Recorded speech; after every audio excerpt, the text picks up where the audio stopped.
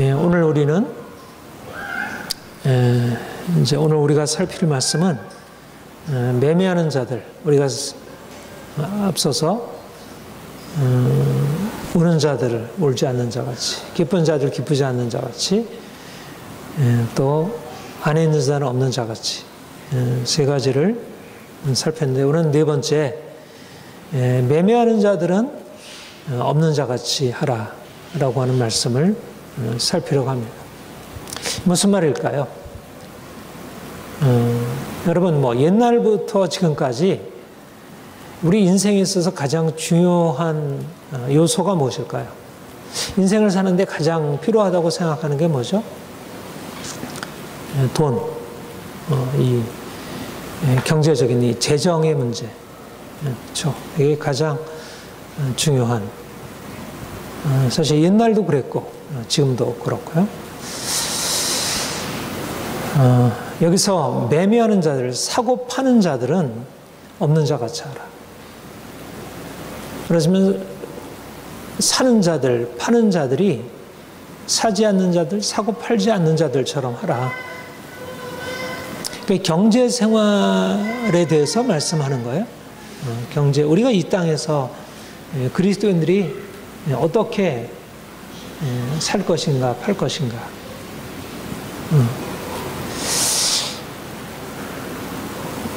여러분 어떠세요?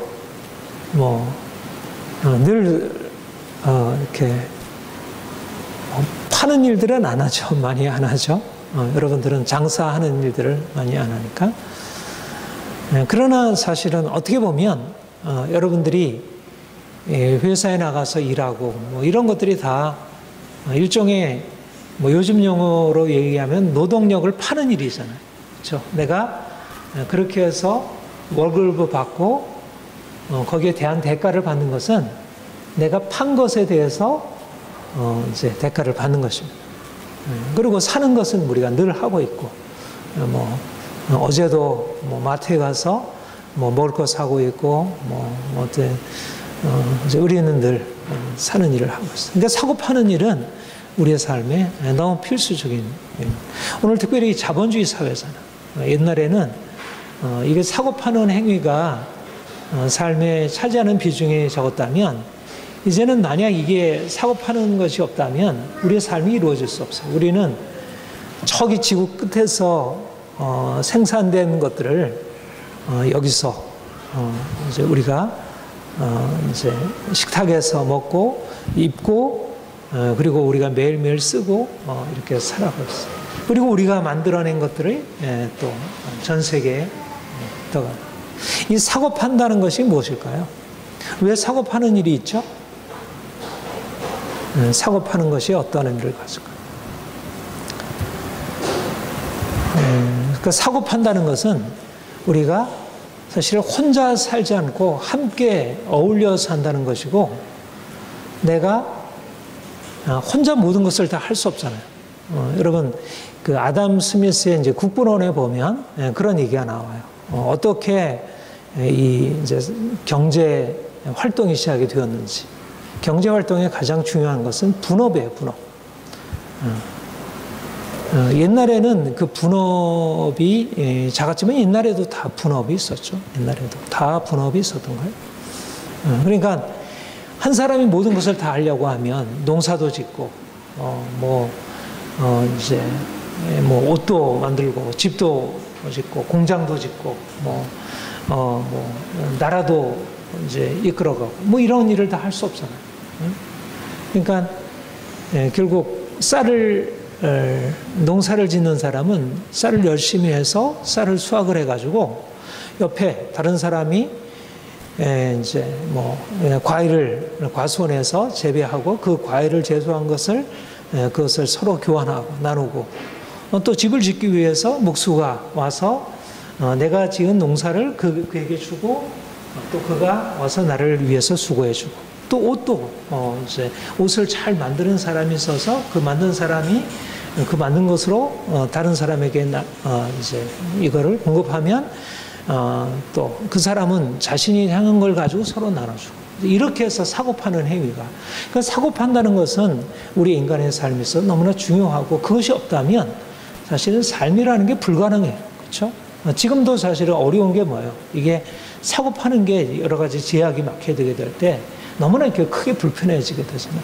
그러니까 사고 판다는 것은 사실 우리가 서로 함께 어울릴 수밖에 없고 인간이 모든 것을 다 완벽하게 할 수 없기 때문에 그래서 내가 잘할 수 있는 것을 가지고 내가 물건을 뭘 만들고 일을 하고 그래서 이제 그걸 가지고 다른 사람에게 나눠주고 또 다른 사람이 가지고 있는 것을 내가 받아서 그것을 서로 이렇게 함께 공존하고 살아가는. 그러니까 사고 판다는 행위 안에는 서로 돕고 이렇게 살아가는 그런 삶의 의미가 있다고 할 수 있습니다. 그러니까 얼마나 좋은 것입니다. 좋은 것입니다. 그런데 지금 사고 파는 것이 어떻게 되었어요? 사고 파는 행위 속에서 우리가 이렇게 참으로 감사하고 또 내가 다른 사람에게 이렇게 도움을 줄 수 있는 것에 대해서 이렇게 그 보람이 있고 기쁨이 있나요?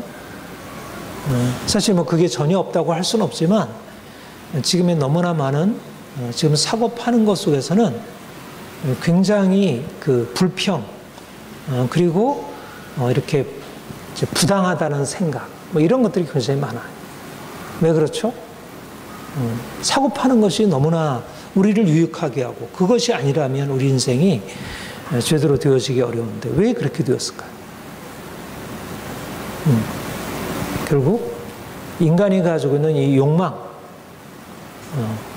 그리고 이기심 이것이 다른 사람에게 도움을 주고 나도 도움을 받고 있는 그런 사고 파는 행위에 대해서 굉장히 그 부정적인 그러니까 인간이 그것을 통해서 유익을 얻는데도 불구하고 우리는 그것을 통해서 기쁨을 얻고 행복하기보다 사실 이제 굉장히 마음이 상하고 부당하게 여겨지는 여러분들 그런 일을 너무나 많이 보잖아요.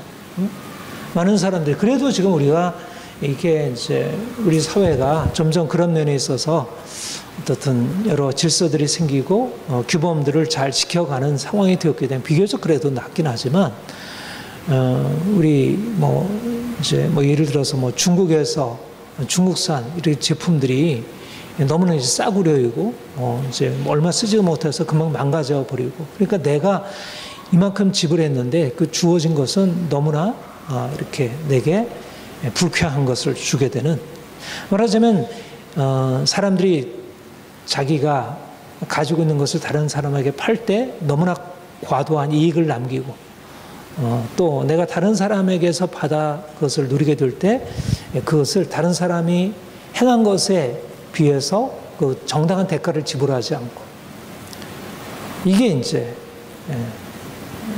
오늘날 특별히 자본주의 사회가 병들게 되고 고통스럽게 되는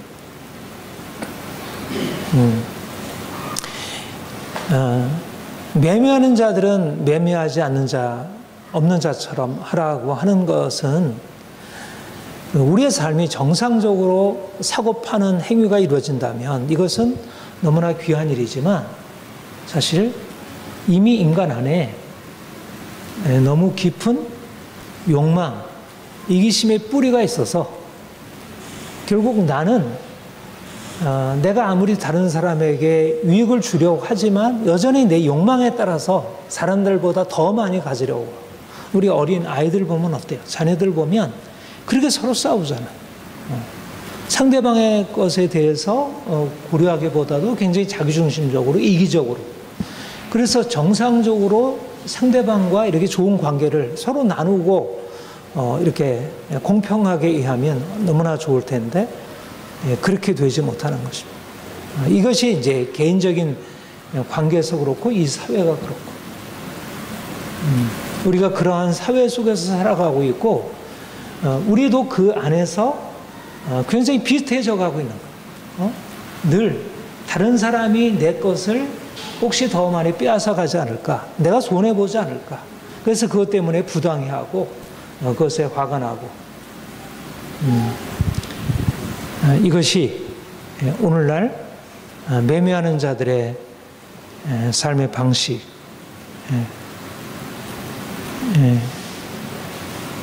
그러니까 우리 삶에 있어서, 그러니까 오늘날 이게 얼마나 우리가 사실은 이게 부유하고 많아졌어요. 이게 우리가 삶이 너무나 넉넉하잖아요.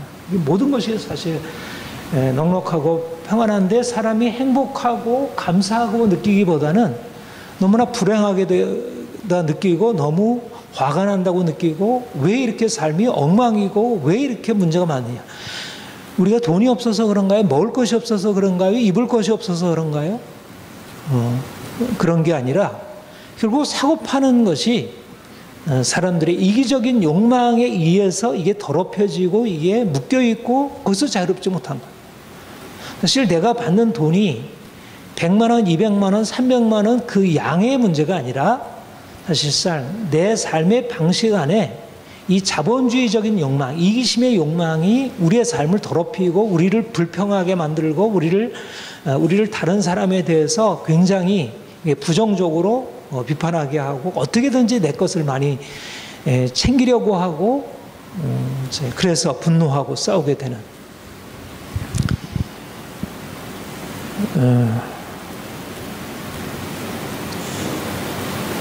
그러니까 삶이 불행한 것입니다. 외적인 것이 없어서가 아니라 돈이 없어서가 아니라 내가 다른 사람보다 더 많이 돈을 벌지 못해서가 아니라 사실상 우리의 마음 안에 욕망과 이기심이 우리의 삶을 병들게 만든 것입니다. 그러니까 매매하지 않는 자 같이 하라는 것은 이제 이전에 행하던 우리의 삶의 방식에서 사람들이 살아가고 있는 너무나 자연스러운 이기적인 삶의 방식에서 욕망을 추구하는 삶의 방식에서 이제 벗어나오라는 것이죠. 이거는 굉장히 그야말로 혁명적인, 사실 너무나 사람들은 당연히 내가 더 많이 쌓아두고 더 많이 소유하고 그리고 그것으로 인해서 내가 행복해지는 것, 그리고 내가 내 것을 챙기는 것, 다른 사람의 것보다 내가 내 것을 더 챙기고 뭐 다른 사람 옆에서 어떻게 살아가든 나는 상관없어, 나는 내가 배불리 먹고 살면 됐지 뭐 이 사람이 나와 무슨 상관이야, 이러는 것이 너무나 당연하게 여겨지는 세상을 살아가고 있어요. 우리가 그걸 자유주의라 그렇게 얘기를 하죠. 자유주의, 경제적인 자유주의. 일단 아담 스미스가 그렇게 얘기를 했잖아요. 빵을 파는 사람이 다른 사람을 위해서 빵을 파는 게 아니라 내가 빵을 팔아서 내가 좀 더 배부르게 먹고 살기 위해서 내가 빵을 판다는 거예요. 또 푸주간에 그 고기를 파는 사람이 고기를 파는 것은 내가 이윤을 남겨서 나의 이익을 얻고자 해서 팔고 그렇게 해서, 그리고 대장장이가 그런 물품을 만들어서 파는 것 역시 마찬가지. 다 이기적인 동기에서 하는데, 근데 이기적인 동기에서 한다 하더라도 결국은 보이지 않는 손이 작용을 해가지고 수요와 공급이 만나서 결국은 모든 사람들이 다 공평하게 나누는 합리적인 사회가 이루어질 것이라 그렇게 낙관했어요.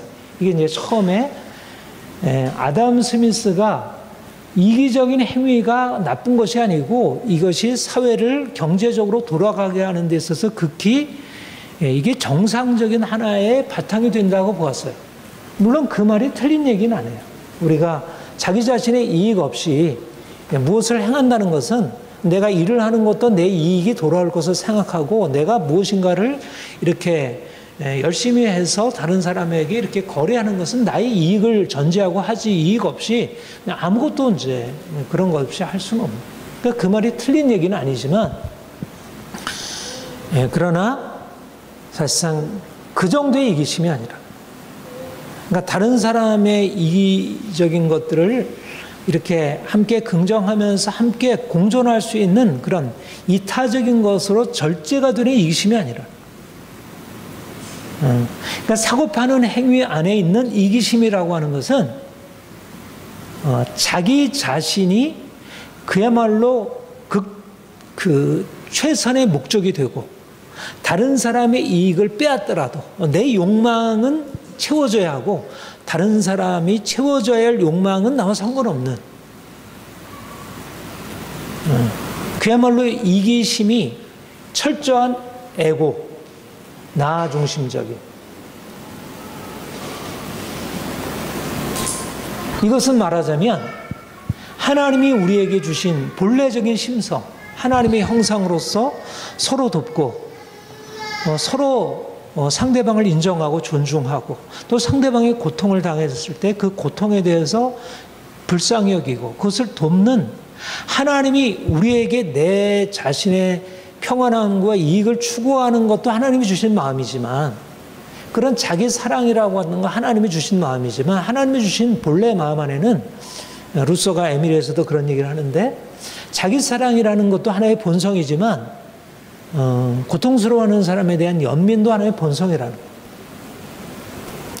거예요. 그런데 사실 과거보다 오늘날 자본주의 사회 속에서 이 사회가 더 잘 되어 오는 것 같지만 과거보다 더 욕망이 더 커지고 또 이기심이 더 강화되고 그래서 사람들이 더 불행하게 되는 일들이 굉장히 많아지고 있다는 사실인 것입니다. 그러니까 근본적으로 왜 매매하는 자들은 매매하지 않는 자같이 하라 말씀하냐면 결국 인간 안에 있는 그 깊은 이기심과 욕망의 뿌리가 결국 제어되지 않으면 결국 내 자신이 이제까지 살아왔던 삶의 방식으로 계속하면서 다른 사람만 불행하게 되는 게 아니라 그 결과가 결국 나에게도 돌아오는 거죠. 그러니까 결국 그것 때문에 서로 싸우게 되고 부모 자식 간에 어떤 경우에는 죽이기까지 하고 형제들 간에 칼부림이 나고 유사한 상속 때문에 그런 일들이 너무나 많이 있어요. 우리 사회 안에서 수많은 사람들이 이것 때문에 갈등하고 싸우고 교회도 그렇고 이기심과 욕망이라는 게 얼마나 이게 인간을 불행하게 하는지. 사람들은 돈이 많으면 내가 돈이 많으면 내 통장 안에 내가 10억, 20억, 30억이 쌓였으면 우리의 삶이 행복할 거야. 말하자면 그런 이윤 추구의 동기가 경제 행위의 제일 첫 번째 동기잖아요. 근데 이게 병든 것입니다. 이게 병든. 그러니까 자본주의, 요즘 또 신자유주의, 이거는 그 자체가 다 부정되어야 할 것은 아니지만 그러나 하나님이 우리에게 본래적인 주신 우리의 건강한 심성을 깨뜨리고 우리 자신을 불행하게 하고 주변 사람 불행하고 사회가 고통스럽게 되는. 사실 전 세계에 지금 생산한 것 가지고 전 세계의 모든 가난한 사람 다 먹을 수 있잖아요. 고통스러워하는 사람 다 치유할 수 있으면. 근데 문제는 뭐냐면 이 욕망, 이기심으로 인한 이 불평등으로 인해서 그게 이루어질 수 없는 거예요.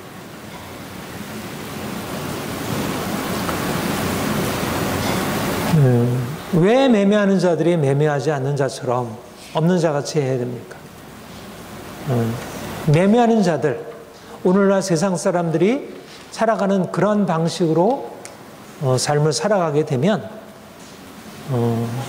사실은 이 세상이 점점 더 망가지게 되기 때문에 사람들은 좋아진다고 해요. 과학기술이 발전해가지고 앞으로 이렇게 치유가 되고 이렇게 이 세상이 더 좋아지고 이렇게 정복되어질 것처럼 그 악이 정복되어질 것처럼 여겨지지만 사람들 안에 이 근원적인 이 죄성, 이 악, 이 욕망, 이기심이 깨어지지 않는 한 삶은 결코 평안해질 수 없고 결코 인생은 행복해질 수 없는 거죠. 그러니까 매매하는 자들은 없는 자같이 하라는 말은 그리스도인들에게 주신 특별한 소명인데 왜 이게 소명이냐면 결국 이러한 삶의 새로운 삶의 방식으로 비로소 이 세상이 치유되고 이 세상이 달라질 수 있다는 거예요. 정치가가 할 수 없다는 거예요. 정치가가. 대통령이, 국회가, 사법부가 일을 하지 못한다는 거예요. 대통령이 사람들의 마음 안에 있는 그 도덕성을 일깨울 수 있겠어요? 그 이기적인 욕망을 제어할 수 있겠어요? 법은 만들 수 있겠죠. 뭐 과세할 수 있겠지.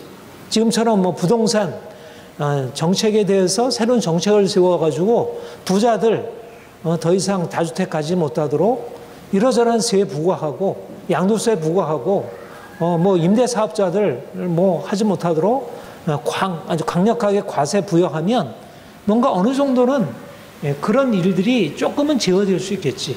그러나 근본적으로 문제는 사람들이 가지고 있는 이 사고 파는 그들의 마음 안에 있는 그들의 이기심과 욕망을 그걸 제어할 수 없는, 그걸 바꿀 수는 없는 거예요. 세금 때문에 무서워가지고 집은 팔 수 있을지 모르지만 그렇다고 해가지고 사람들의 마음 안에 있는 그 이기적인 욕망이 깨어지지 않는 거예요. 제가 이제 그 산둥 수용소 그 책의 내용도 바로 그것이.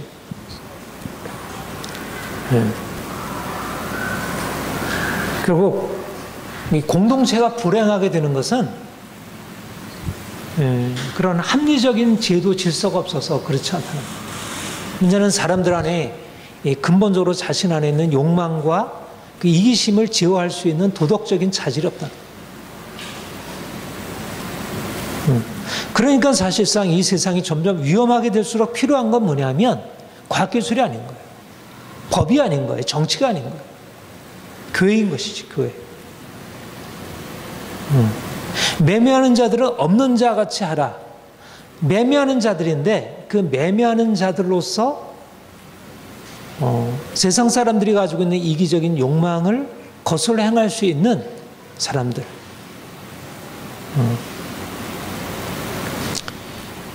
하나님이 우리를 그렇게 부르시고 있는 것입니다. 어떻게 하는 것이 매매하는 자들로서 없는 자처럼 살아가는 것일까요? 우리가 하나님 만나서 주님 만나서 얻게 되는 가장 중요한 놀라운 깨달음이 있어요. 그거는 은혜에 대한 인식이에요. 은혜.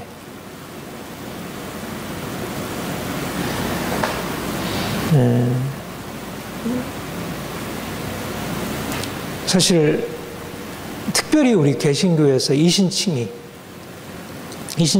게 뭐예요? 내가 행한 것이 없는데 내가 행한 것은 오히려 죄이고 내가 행한 것에 따라서 받는다고 하면 나는 죽음이고 저주인 것밖에 없어요. 이게 우리 인생이에요. 말하자면 내가 돈을 주어가지고 뭔가를 살 수 있는 아무것도 없는 거야. 나는 빚을 이미 너무나 많이 졌어. 돈을 주고 살 게 아니라 오히려 내 빚을 갚느라고 온통 노동을 할 수밖에 없는 그런 상황에 처해 있는 게 인간의 모습이에요. 그러니까 그런 인생이 사실상 사고 판다고 하는 합리적인 관점에서 보면 이게 무엇인가 삶의 행복을 기대할 수 있겠어요? 불가능한 거죠. 그런데 주님이 우리 인생에 오셔서 이 세상에서 존재하지 않는 전혀 새로운 가능성을 보이신 거예요. 새로운 차원. 이게 하나님의 나라예요. 하나님 나라 안에는 새로운 합리성을 보이신 거예요. 죄인이 값없이 의롭다함을 받는 자. 빚진 자인데 빚을 값없이 탕감받고 거기에다가 나는 모든 행한 것이 전혀 없는데 그가 값없이 그냥 은혜를 부어주시기 시작하는 거예요. 나는 지금 감옥에 매여가지고 죽을 인생을 살아가고 있는데 나를 거기서 나오게 하더니 말하자면 집을 주고 옷을 주고 먹을 걸 주고 그리고 삶의 행복한 것을 살아갈 수 있도록 이게 하나님의 행하신 일이에요. 얼마나 이게 놀라운 일입니까? 이게 하나님이 우리 인생 안에 찾아오셔서 말씀하시고 우리 인생 안에 지금도 행하시고 있는 일이에요. 우리가 하나님을 만난다고 하면 말하자면 이 세상이 가지고 있는 이 악한 자기 것을 빼앗는 것은 말할 것도 없지만 빼앗는 정도가 아닌 뭐 그냥 합리적으로 거래한다 하더라도 거기서 인생을 제대로 살아갈 수 없는 자들에게 놀라운 희망. 아, 이 세상은 내가 열심히 일해서 되는 일이 아니구나. 내가 뭔가 대가를 지불해가지고 받는 게 아니고 대가를 지불하지 않았는데 주어지는 놀라운 인생에 복이 있는 것이구나. 하나님의 은혜의 차원을 보게 되는 것입니다. 인생은 나에 달려있지 않고 상황에 달려있지 않다. 나는 이제까지 다 빼앗겼었는데, 다 잃어버렸는데, 그리고 내가 마땅히 그렇게 빼앗길 수밖에 없는 그런 삶을 살아갈 수밖에 없었는데, 하나님이 우리에게 찾아오셔서 우리 인생으로 하여금 이제 새로운 삶으로 살아갈 수 있도록 주님이 세를 행하신 것입니다. 이게 단지 우리가 하늘나라 가기 위한 어떤 구원의 자격, 조건을 얻는데 머물겠습니까? 그렇지가 않은 거예요. 우리 인생 모두가 다시 은혜 아래에 있다는 사실을 우리는 깨닫는 것입니다. 은혜 아래. 인생은 내게 달려있지 않고 하나님께 달려있다는 거. 내가 열심히 일을 해서 내가 대가를 지불해가지고 뭔가 좋은 것을 사서 내가 누리는 게 아니라 대가 없이, 그가 공짜로, 그야말로 값 없이. 요즘 우리 국가에서 이제 복지 정책 하잖아요. 이번 코로나 때도 뭐 정부에서 100만 원 주고, 뭐 경기도에서 50만 원 주고, 뭐 또 고양시에서 50만 원 주고, 이렇게 해가지고 그 값없이 주는 그 혜택을 알잖아요. 근데 그거는 너무나 이게 제한이 되는 거죠. 근데 우리 인생 전체가 그분의 값없는 은혜와 축복 안에 있다는 것입니다. 그러니까 이게 내 것을 어떻게든지 내가 열심히 일을 해서 하거나, 아니면 다른 사람에게 내가 빼앗기지 않도록 그냥 아주 그냥 강한 마음 가지고 내가 다부지게 내 거를 장악하려고 하거나 이러지 않아도 우리에는 뭐가 있습니까? 하나님의 은혜라는 게 하나님의 내 인생을 책임져 주시려. 그러니까 경제적인 행위가 필요하지만, 내가 열심히 일하는 거, 내가 파는 거, 사는 거 필요하지만, 그러나 더 필요한 것은 뭐냐면, 하나님이 내가 믿음으로 하나님 앞에 나가기만 하면 그가 내 인생을 책임져 주시리라. 신명기 6장, 제가 아침마다 6장을 읽고 있는데, 거기 보면 이제 하나님 모세를 통해서 이렇게 말씀을 하셨어요. 너희가 이제 가나안 땅에 들어가게 될 것이다. 근데 거기에 들어가게 되면 내가 짓지 아니한 아름다운 성을 얻게 할 것이고, 내가 채우지 아니한 아름다운 물건에 가득한 집을 얻게 할 것이고, 내가 파지 아니한 우물을 얻고, 내가 심지 아니하는 포도나무, 감람나무를 얻어 거기서 내가 먹고 배불리게 살리라. 말하자면 이스라엘 백성들이 수고하고 애쓴 것으로 그들이 보응받는 게 아니라, 그들이 하나님이 예비해 놓으신, 그들은 전혀 수고하지 않았는데도 불구하고 하나님이 풀어주시는 값없는 은혜로 행복을 누리게 된다는 것을 말씀하고 있어요. 이것이 지금도 우리 하나님이 우리에게 찾아오셔서 말씀하시는 것입니다. 우리는 이 살벌한 이 세상, 내가 경쟁에서 서로 싸워야 되고, 다른 사람에게 뺏기지 말아야 하고, 내가 더 많이 차지해야 되고, 내가 권리를 주장해야 하고 투쟁해야 하고, 이런 세상을 살아가면서 너무 각박해지고 있지만, 그러나 우리는 결국 이 세상 사람들과 동일하게 그런 세상에서 우리는 살지 아니하고 그것을 넘어서 있는 저 하늘이 열려서 그 하늘에 계신 우리 아버지가 그렇게 싸우지 말아라, 싸울 것 없다, 그냥 줄 거 주고 내가 너에게 채워주마. 우리가 하나님께 기대하고 살아가는 것입니다. 우리가 돈을 벌려고 애쓰는 것, 우리가 좀 더 많이 소유하려고 애쓰는 것에서 이제는 하나님이 우리의 공급자, 그가 우리의 모든 것이 되신다는 것을 믿고 날마다 그분에게 우리의 삶을 의탁하고 그가 채우실 것을 기대하고 그분의 말씀에 순종하고 그분이 우리에게 허락하시는 은혜를 받아 누리고 살아가는 거죠. 그 중요한 건 뭐예요? 하나님과의 관계예요. 우리가 눈앞에 보여지는 것을 열심히 벌기 위해서 질주하고 그렇게 밤낮 거기에 생각하고 몰두하는 것이 아니라 하나님이 내 인생 안에 채워주실 것을 기대하고 돈이 없어도 걱정하지 않고, 사람들이 내 것을 좀 빼앗아가서 내가 손해를 보더라도 그것 때문에 막 그냥 막 분노하고 서로 싸우지 않고, 하나님이 반드시 내 인생 안에 놀라운 일을 행하시리라. 하나님이 복의 근원이시고 내가 그분의 자녀인 한 그분의 은혜 안에 있다는 것을 배우게 되는 것입니다. 그리고 우리가 하나님을 알게 될 때 하나님은 우리의 행한 대로 갚으시는 분임을 깨닫게 돼요. 여러분, 오늘날 우리 사회의 이 자본주의, 신자유주의 경제 질서의 문제는 뭐죠? 공평과 경제 정의가 이루어지지 않는다는 거예요. 열심히 일을 했는데 일을 한 것에 대한 보상이 주어지지 않고, 열심히 일을 안 사람들이 너무 불로소득을 많이 갖는 거예요. 부동산 소득들이 다 그런 거잖아요. 불로소득이 있어요. 집 하나 사가지고, 땅 사가지고, 일도 안 했는데 10억, 20억이 늘어가. 너무 불로소득이에요.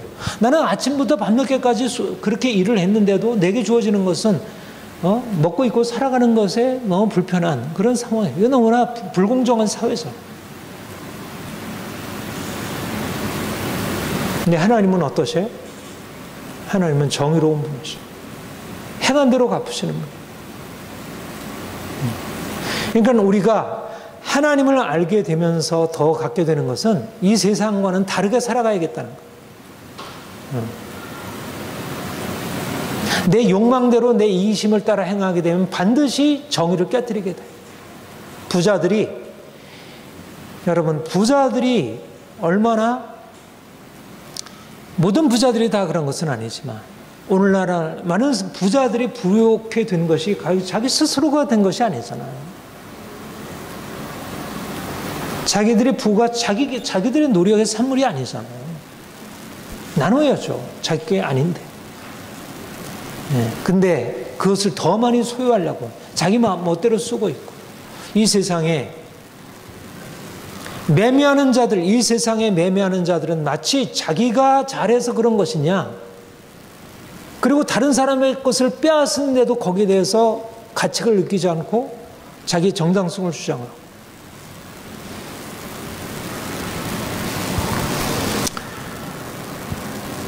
매매하지 않는 자처럼 산다는 것은 하나님 앞에서, 그분의 정의 앞에서 살아가는 것입니다. 내가 일한 것 이상의 것을 내가 이익을 취하지 않으려고 하고, 또 내가 다른 사람에 대해서 다른 사람이 마땅히 취해야 할 권리를 내가 빼앗지 않고, 사고 파는 데 있어서 이 경제 정의가 이루어지는 것, 이게 하나님의 뜻이고요. 그게 하나님 나라 질서예요. 공평과 정의가 무너지게 된 것이 오늘날 이 사회를 불행하게 하는, 그리스도인들이 이 세상에 나아가서 우리가 하나님의 은혜를 입은 자로서 하나님의 뜻이 뭐냐면, 하나님의 뜻을 따라서 공평과 정의로 행하는 것입니다. 그리고 이 사회에 그런 역할을 감당하는 것이고, 그리고 이 사회가 그렇게 되기를 위해서 하나님께 기도하는 것이고, 하나님, 이 사회 안에 이런 정의로운 경제 질서가 이루어지게 해주세요. 부자들 안에 그런 잘못된 이기적인 욕망을 깨뜨려 주세요. 그리고 우리 시민들 안에 어떻게든지 돈 많이 벌어서 내 행복, 내가 원하는 것 삶을 추구하겠다는 그런 이기적인 욕망에서부터 벗어나서 조금 더 이 사회가 건강하게, 공동체가 더 정의롭게 되어지기를 추구하도록,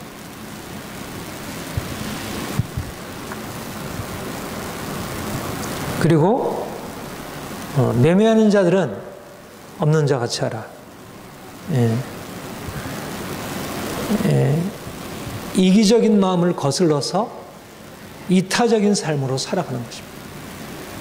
저는 이게 너무나 하나님이 우리에게 말씀하시는 아주 중요한, 매매하는 자들이 가지고 있는 가장 중요한 동기가 뭐죠? 그렇게도 말했으면 자기의 이윤 추구, 자기 이익을 극대화해서 사업하는 동기가 뭐예요? 이윤의 극대화예요.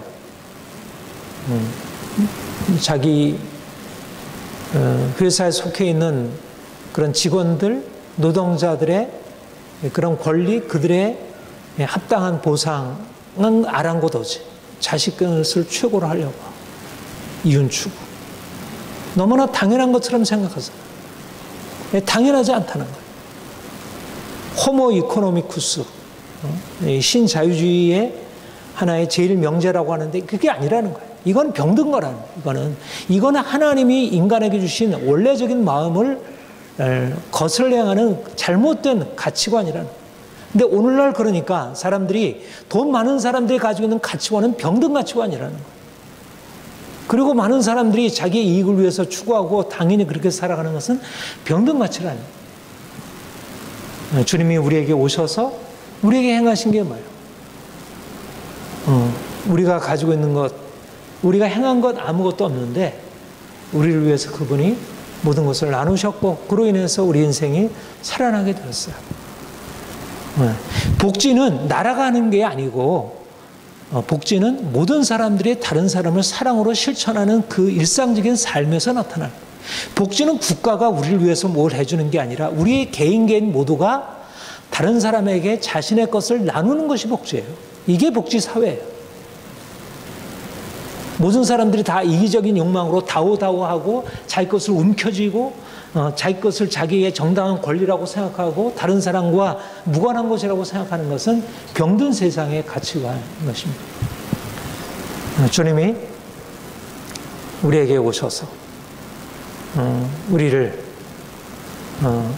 이전의 삶의 방식에서 우리가 모든 것이 부족하고 그래서 다른 사람의 것을 어떻게든지 내 것으로 삼으려고 했던 그런 삶에서 이제는 하나님의 은혜를 받아 우리가 풍성해지고 그리고 정말 보다 더 열심히 일하고 성실하게 일하고 최선을 다해서 하나님이 주신 복을 그냥 행한 대로 그야말로 우리가 성실한 삶을 통해서 보상을 받고 그리고 우리가 받은 것을 가지고 이게 하나님의 은혜로 베푸신 것이니까 우리가 행한 것에 의한 보상이기도 하지만 하나님의 무엇보다 더 은혜로 주신 것이니까 주께서 우리에게 행하셨듯이 아낌없이 베푸는 삶을 살아가는 것입니다. 말하자면 이 오늘날 현실 사회 속에서 돈 많은 사람들이 다 자기의 집을 크게 하고 집을 물건을 많이 갖게 하고 이런 것에서 모든 가치관이 내 삶을 어떻게 평안하고 어떻게 안락하게 할까 하는 그런 삶의 가치관으로 살아가고 있다면 우리는 내가 가지고 있는 것을 가지고 어떻게 하나님을 기쁘게 하고 이웃을 기쁘게 하고 어떻게 하나님의 뜻을 이룰까? 매매하는 자들은 없는 자 같이 하라. 내 것이 아니고 하나님의 것이고 하나님이 나에게 없다 할지라도 주실 것이고 내게 주어진 것도 내가 나누면 하나님께서 채워주실 것을 믿고 이런 삶으로 살아가는 것입니다. 여러분, 주님이 뭐라고 말씀하셔요? 주라, 그리하면 너에게 줄 것이니 후회되어 누르고 흔들어 넘치도록 하여 너에게 안겨주리라. 사람들은 다른 사람에게 것을 내 것으로 취하는 것, 내가 유익을 얻는 것, 어떻게든지 내가 움켜쥐는 것, 이것이 삶의 방식이고 가치관이라면 주님이 우리에게 주셨듯이 그래서 우리의 삶을 살리고 우리를 바꾸셨듯이 우리가 이제 다른 사람에게 베풀고 주면 주께서 우리에게 주어 누르고 흔들어 넘치도록 하여 안겨주리라. 이것이 하나님의 놀라운 약속의 말씀이고 이게 하나님의 법칙이고 이게 오늘날 이 세상을 바꾸는 놀라운 능력인 것입니다. 누가 일을 하겠어요? 누가 이 일을 하겠어요? 결국 세상을 바꾸는 것은 정치인들이 아니고 법조인들이 아니고 국회의원들이 아니고 사업가들이 아니고 교사가 아니고 이 세상에 어떤 사람들이 아니라 하나님이 우리 인생 안에 행하신 이 놀라운 은혜를 힘입어서 다르게 삶을 살기로 결정하고 내가 쓰고 있고 행하는 모든 것 속에서 하나님의 가치관으로 주께서 우리에게 주신 은혜를 가지고 살아가는 것. 결국 이런 사람들이 일어나게 될 때 이 사회는 놀라운 변화를 경험하게 될 것이고 우리의 삶의 위기는 더 이상 위기가 아니고 하나님이 주시는 놀라운 기회가 될 것입니다. 사랑하는 성도 여러분, 이제 우리가 사는 이 어두운 세상 속에서 주님이 우리를 부르신 목적, 우리로 하여금 이제 정말 새로워진 삶의 방식으로 정말 하나님의 은혜가 우리의 삶에 넘치게 경험되고, 그리고 사람들에게 진정한 삶이 무엇인지, 얼마나 놀라운 삶이 예비되어 있는지를 보여주고, 또 그런 사람들을 이제 그리로 이끌어갈 수 있도록, 사실 이게 바로 오늘날 이 사회에 일어나야 할 변화의 방향이라 그렇게 믿습니다. 네, 그런 삶을 잘 감당하기 바랍니다. 기도하겠습니다. 하나님 아버지, 주께서 우리를